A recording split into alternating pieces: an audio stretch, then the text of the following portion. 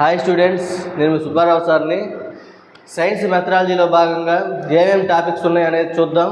First topic కింద విజ్ఞాన శాస్త్రం యొక్క దాని స్వభావము, దాని పరిధి, దాని చరిత్ర, విజ్ఞాన శాస్త్రం యొక్క అభివృద్ధి, ఇవన్నీ కూడా మొదటి టాపిక్ కింద ఉన్నాయి. రెండో టాపిక్ కింద విజ్ఞాన శాస్త్రం యొక్క లక్ష్యాలు ఏంటి, స్పష్టీకరణలు ఏంటి, విజ్ఞాన శాస్త్రం యొక్క విద్యా ప్రమాణాలు ఏంటి, ఇవన్నీ కూడా సెకండ్ టాపిక్ కింద ఇవ్వటం జరిగింది. మూడో టాపిక్ కింద విజ్ఞాన శాస్త్రం యొక్క బోధనా పద్ధతులు ఎట్లా ఉంటాయి, దాని యొక్క వ్యూహాలు ఎట్లా ఉంటాయి, దాని యొక్క టెక్నిక్స్ ఎట్లా ఉంటాయి అనేది మూడో టాపిక్ కింద ఇవ్వటం జరిగింది.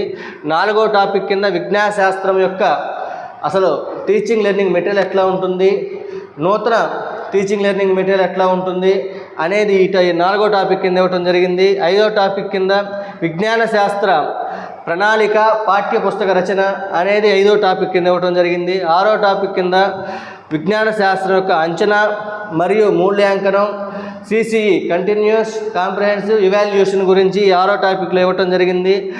ఏడో టాపిక్లో సైన్సు ప్రయోగశాలలు ఎట్లా ఉంటాయి. ఎనిమిదో టాపిక్లో విజ్ఞాన శాస్త్రం యొక్క ప్రణాళికలు, వార్షిక ప్రణాళికలు, అట్లానే పాఠ్య ప్రణాళికలు, ఇవన్నీ కూడా ఎనిమిదో టాపిక్లో ఇవ్వటం జరిగింది.